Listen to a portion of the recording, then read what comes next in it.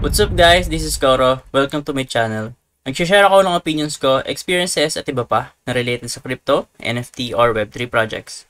I'm a part of Marites Gaming Guild and Zen Talpakan Guild, mga community na tumutulong para ma-educate ang mga tao about crypto and investing.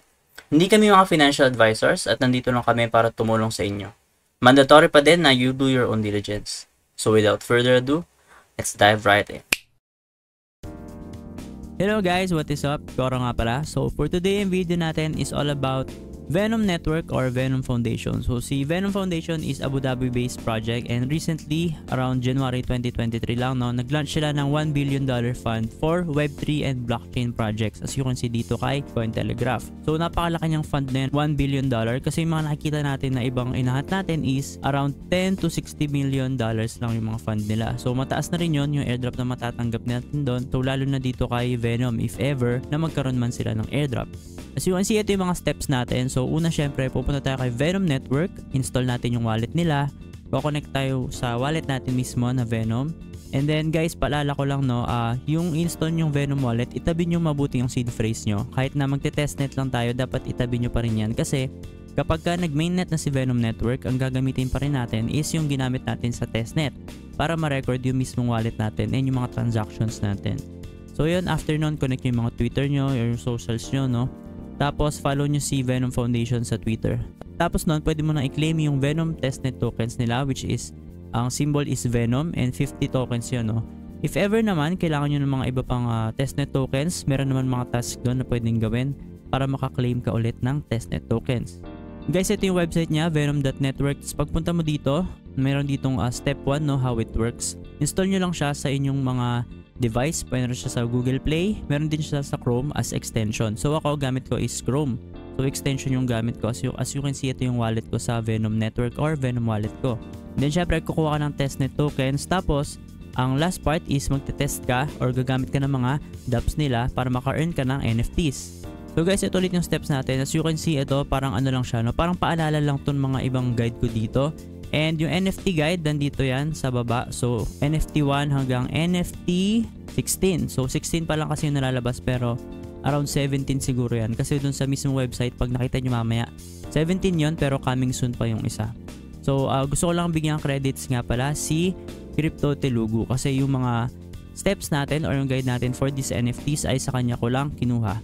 Kasi guys, sobrang haba talaga and very straightforward naman siya pag nakita nyo sa mismong testnet site nila, no? Actually, parang hindi nyo na kailangan to. Pero, if ever lang, no? Pwede nyo ring basahin to. Pero, pagka naman nandun kayo sa mismong testnet website nila, tapos chinek nyo yung mga project na papakita ko sa inyo mamaya, very straightforward talaga yung mga steps nila and madali lang sundan. So yun guys, pagpunta natin dito sa venom.network/task which is yung gagamitin natin is yung Venom wallet natin pang connect. As you can see, ito yan, naka-login siya or naka-connect siya dito sa kanilang website. And then ito yung mga NFTs na sinasabi ko. So pag binilang mo yan, 17 yan and coming soon itong pang 17. So nakuha ko pa lang is 15, yung 16, 14 pa lang yung nakuha ko, no? 14, yung 15 and 16 naka-blurred pa siya sa akin kasi hindi ko pa nagagawa itong dalawang steps or yun sa dalawang project na to kasi maintenance sila right now. So balik tayo dito sa taas. So pagpunta nyo dyan, nakalagay dito, explore the Venom ecosystem. So meron ditong mga projects nun. Sa akin kasi nakalagay, you completed all the tasks. Pero sa inyo, syempre, pagka umpisa nyo, nandyan yung mga tasks na available na pwede nyong gawin. So pwede ko siyang i-view para makita nyo, no? Nandito siya. Click ko lang tong 15 projects completed. So ito yan, no? In order naman ata to. So una kong ginawa itong Venom. So pag click mo yan explore, makikita mo yung mismong steps na ginawa ko. So una is nag-join ako ng Venom Foundation Telegram, nag-subscribe ako sa YouTube channel nila, tapos minint ko na yung NFT. So kada task meron mga NFT na makukuha. So meaning dito sa 14 NFTs na meron ako, 14 tasks din yung nagawa ko or 14 projects din yung na-explore ko kay Venom Foundation or Venom Network. Actually guys, hindi ko talaga mapapakita to lahat kasi sobrang haba niya if inisa-isa ko siya. Pero madaling-madali lang siya guys. Promise, very straightforward lang to kapag chinek nyo. For example, ito, hanap tayo ng isa, no? For example, ito kay Venom Stake.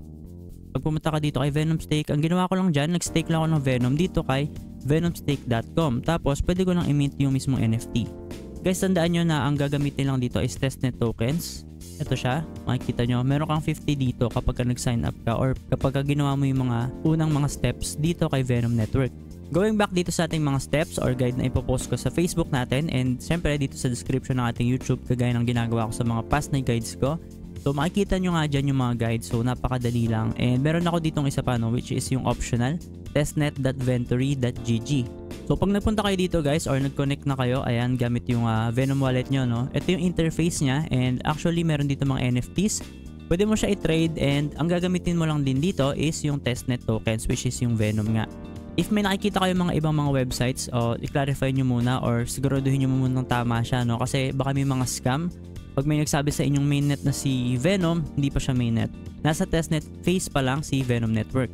So wala tong gastos guys, wala kang invest dito. Lahat ng gagamitin mong tokens is free lang and kinukuha lang sa faucet nila. If ever guys, kinulang yung Venom token nyo, kasi ako kagabi nung ginawa ko to is kinulang yung Venom token ko, or hindi naman, may natira pa siya pero kasi parang kakapusin na siya kagabi. So ang ginawa ko, pumunta ako dito, click mo lang itong need more Venom. So pag click mo nyan, may mga task kang gagawin. So madali lang naman siya, sali ka sa Discord, connect mo yung Discord mo, ganon. Tapos makakakuha ka na ng testnet Venom. Ayan, may mga nakalagay 5 testnet Venom, 15 test Venom, 30 test Venom. So depende yun sa mga gagawin mong task. So for Venom guys, yun lang muna. So sobrang dali lang naman ito, and sundan nyo lang siya, no. And guys, ulitin ko for the last time, nasa testnet phase pa lang si Venom and hindi pa siya mainnet. So wala tayong gagastusin ditong iba. Actually meron lang isang step dito na kailangan ng gas fee, no, which is yung an NFT around 5 ata yun. Ito, nakalagay naman dito, pwede mo siyang skip kasi may babayaran kang around $1.2 na BSC mainnet na gas fee, kasi magbe-bridge ka dito ng Venom token papunta sa BSC, tapos from BSC babalik mo siya sa Venom testnet network. So guys, sobrang late lang naman yan, pero kung gusto nyo pa rin skip, okay lang naman. At least makuha nyo pa rin yung mga NFT na iba, which is yung NFT na 16 kasi 17 yung total NFTs, diba? So as much as possible, no, kuhanin natin lahat ng NFTs dito sa testnet nila, kasi hindi natin alam if magkakaroon to ng leverage if ever magkaroon sila ng airdrop. Yun lang guys, no. If ever may tanong kayo or suggestions lalo dito sa mga steps natin, mag-comment lang kayo dito sa ating comment section, or pwede rin kayo mag-message sa akin sa Facebook, sa TikTok, actually pwede rin sa Telegram tsaka sa Discord, and lahat ng links ko naman is makikita nyo sa baba, no. So guys, that's it for now, and good luck sa airdrop hunting.